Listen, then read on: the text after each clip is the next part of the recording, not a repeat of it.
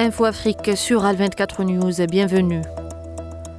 Chargée par le président algérien Abdelmadjid Tebboune, la secrétaire d'État auprès du ministre des Affaires étrangères, chargée des Affaires africaines, Barta Selma Mansouri, a pris part aux célébrations du 50e anniversaire de l'indépendance de la République du Mozambique. Elle a été reçue par le président Daniel Francisco Chapo et s'est également entretenue avec la ministre mozambicaine des Affaires étrangères sur le renforcement de la coopération bilatérale. Le collectif des défenseurs sahraouis des droits humains au Sahara occidental a plaidé jeudi pour la mise en place d'un mécanisme international visant à enquêter sur les méthodes de torture utilisées par l'occupation marocaine sur les civils sahraouis, dénonçant l'impunité des responsables d'actes relevant de graves violations des droits de l'homme.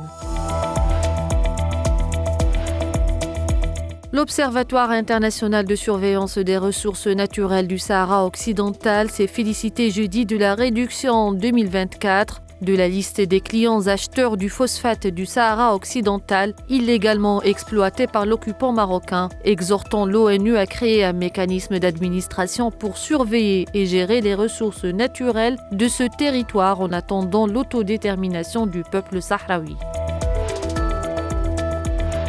En République démocratique du Congo, le secrétaire général adjoint des Nations Unies chargé des affaires humanitaires, Tom Fletcher, a rencontré jeudi les responsables de la rébellion du mouvement du 23 mars à Goma afin d'échanger sur la situation humanitaire et les mécanismes de protection des populations vulnérables dans la région.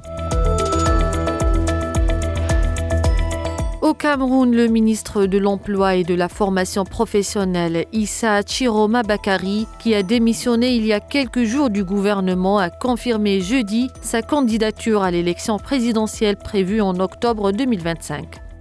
Nous arrivons à la fin de ce point sur l'actualité africaine. Merci de l'avoir suivi.